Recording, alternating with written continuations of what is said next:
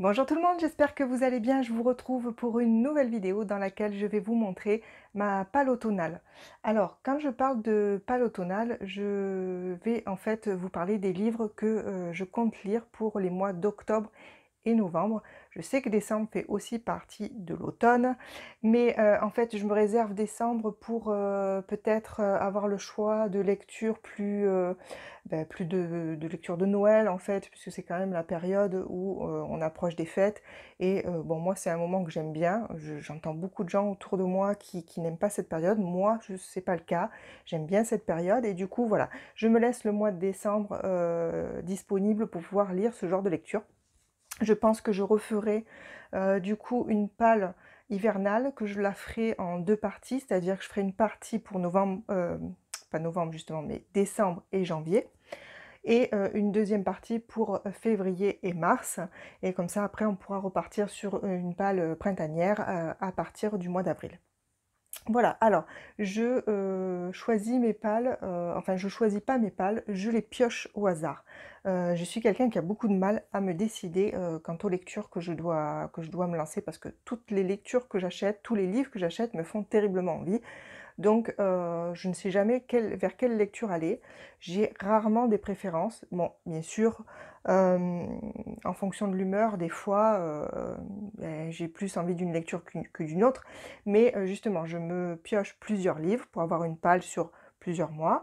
Et comme ça me permet, à l'intérieur de cette sélection, de choisir mes lectures en cours. Sachant que ça ne m'empêche pas de temps en temps de prendre une lecture qui n'est absolument pas dans cette palle. Donc je pioche mes lectures dans une petite boîte comme ça, je fais des petits papiers et je les pioche. Alors, il y a plusieurs cases puisque je pioche en fait, je classe mes livres en fonction de la date d'achat, pour éviter de laisser traîner trop longtemps les anciens, ceux que j'ai achetés il y a un peu longtemps. Donc je pioche toujours un peu dans une case où il y a les anciens achats, et dans une case où il y a les récents. Donc là, ça part sur 2 ans, donc les achats 2018, 2019 et 2020. Comme ça, voilà, j'ai aussi bien des anciens que des nouveautés. Voilà, donc j'ai fait un petit montage pour vous montrer la pioche. On dirait que je suis à l'école. Bon, bref. Donc j'ai fait ce petit montage. Je vous laisse avec pour le regarder. Et je reviens ensuite vous parler des livres que j'ai piochés.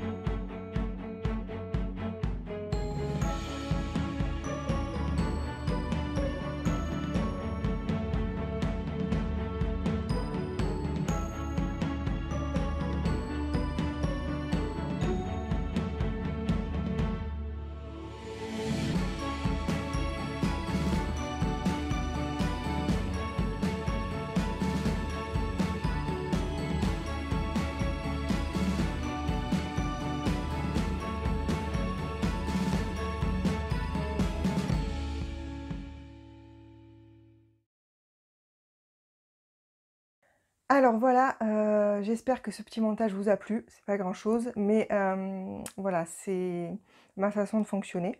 Vous avez pu voir que j'ai pris, dans une des cases des papiers qui étaient déjà ouverts. En fait, c'est mes précédentes pales que je n'ai pas terminées. Donc il me reste des livres sur mes précédentes pales, pardon. Donc ils vont, s'insérer dans, cette nouvelle pale. Comme ça, j'aurai encore plus de choix. Donc vous avez pu voir, que sur, la première case, j'ai, qui n'était pas, piochée, donc j'ai encore à lire, c'est, La Passe Miroir, le tome 2 de Christelle Dabos, sorti aux éditions Gallimard Jeunesse, donc c'est Disparu du clair de lune. J'avais commencé cette lecture en début d'année, donc ça date de avant le confinement. Oui, un petit peu avant le confinement en fait. Et en fait, il s'est avéré que j'ai eu un petit souci sur ce roman, il me manquait des pages, et cetera. Bon, l'éditeur m'en a renvoyé un nouveau, mais du coup, ça m'a coupé dans ma lecture et je n'ai pas continué. Donc j'ai ce livre, à continuer, à reprendre. Certainement, je vais le recommencer parce que je ne suis pas sûre de me rappeler, on verra. Voilà. Ensuite, dans les pioches, donc des plus anciens livres que j'ai pioché Adrienne Thomas, la saga Le Sixième Royaume. Je crois que c'est ça le nom de la saga. Et là, c'est La Geste du sixième Royaume. C'est le tome 1, je crois que c'est en 2 tomes. Je l'avais pris aux Imaginales en 2018, il me semble. Oui, voilà. Enfin, c'est même pas moi, c'est ma fille qui l'avait acheté. Mais bon, on l'avait acheté pour nous deux, hein, puisqu'on lit à peu près les mêmes lectures. Et voilà, donc je ne sais plus du tout de quoi ça parle, en fait. Donc, bah, écoutez, j'aurai la surprise, tant mieux, en même temps. Ça me permettra de le découvrir. Et voilà, une belle bricasse quand même, hein. C'est écrit petit, c'est assez serré comme... voilà.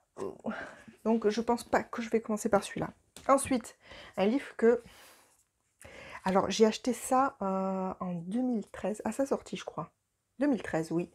Aux éditions du Jasmin, c'est Les Moelleuses au chocolat de Silène. C'est un recueil de 6 toutes petites nouvelles sensuelles et érotiques. Alors, c'est pas ma tasse de thé, loin de là. Je ne sais pas pourquoi je l'avais acheté à l'époque, je ne me rappelle pas particulièrement.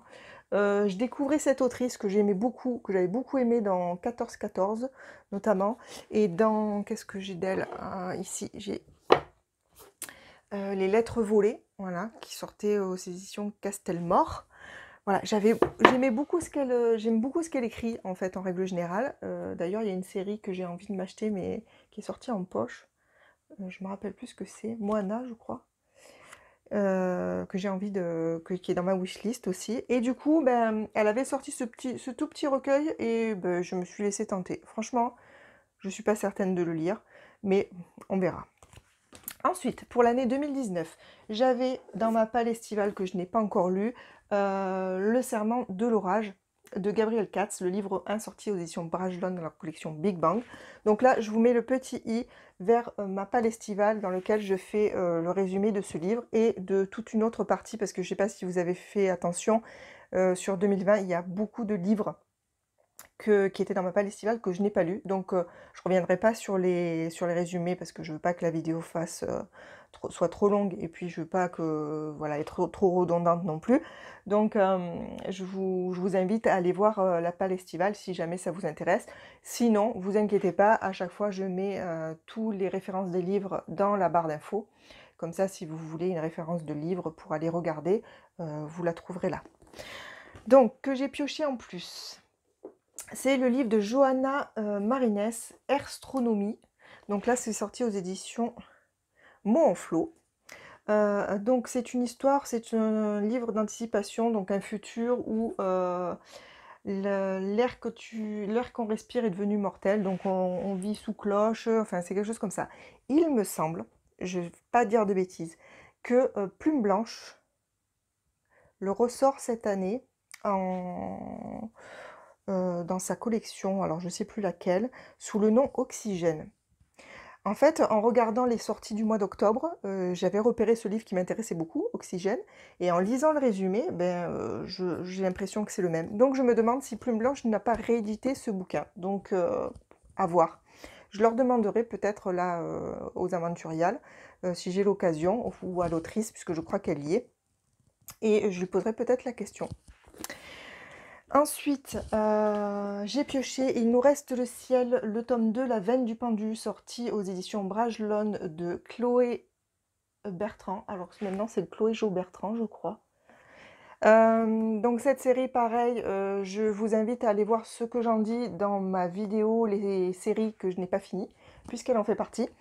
Voilà, c'est une histoire post-apo où on suit 4 jeunes garçons qui essayent de survivre. Là encore, je crois que l'autrice est aux Aventuriales, mais je crois pas, c'est une invitée, donc je suis sûre qu'elle y est. Et donc il y a des chances que je m'achète le tome 3 à cette occasion, et comme ça j'aurai toute la série. Donc ça sera vraiment l'occasion d'attaquer ce tome 2 si j'ai le tome 3 derrière. Ensuite, donc comme je vous disais, sur 2020, j'ai toute une série de livres que je n'ai pas encore lus, qui viennent de ma palle estivale. Donc il y a entre autres le tome 1 de Lune pourpre initiée de Laetitia Danaé, pardon, sorti aux éditions PKJ.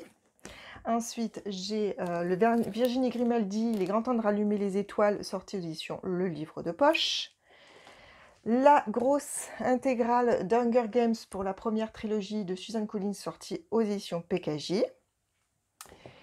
No Home de Ya Yazi, sorti aux éditions Le Livre de Poche. Et la grosse intégrale de La guerre du lotus de J. Christophe, sorti aux éditions Bragelonne. Je me languis de lire ce livre, j'hésite vraiment pour celui qui va enchaîner ma lecture en cours. Bref. Et j'ai pioché en plus, donc, le tome 1 de Grisha.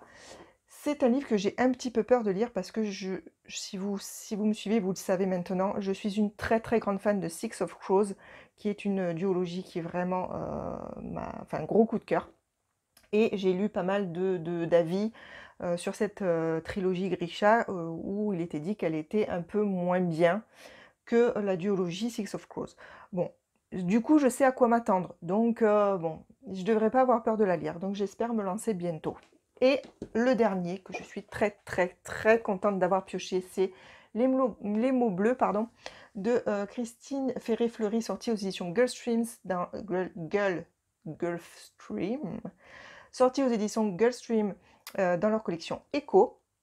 Donc ce livre, j'en ai très très envie depuis que Steph de la chaîne Piketty Booking, je sais, je vous en parle souvent, mais vraiment c'est une chaîne que j'adore, en a parlé de façon très très enthousiaste, et depuis j'ai vraiment très envie de le lire. Donc je suis super contente de l'avoir pioché. Dans ce roman, on suit Armelle qui aime les filles, et quand ses camarades vont le découvrir, elle va être la cible des moqueries et du mépris des autres, et surtout quand ses parents vont la prendre et ils vont la mettre dehors. Voilà, donc un contemporain que j'ai vraiment très envie de lire. Voilà, donc pour ma pile automnale. N'hésitez pas à me dire si vous avez lu un de ces romans, par lequel vous me conseillez de commencer, si jamais il y en a vraiment un que vous trouvez intéressant, ou sur lequel vous voulez avoir un avis que vous n'avez pas lu et sur lequel vous voulez avoir un avis. Ça sera avec grand plaisir. Sinon, je pense, j'hésite entre Il nous reste le ciel, La guerre du lotus, Les mots bleus. Bon, Les mots bleus, je pense que ça peut se lire très vite, donc ça sera peut-être celui-là qui va remporter ma première lecture de ma palle automnale. On verra. N'hésitez pas à me dire ce que vous avez prévu de lire pour ces mois d'automne si vous avez déjà fait vos choix. Et en attendant, portez-vous bien et je vous dis à très bientôt pour une prochaine vidéo. A plus!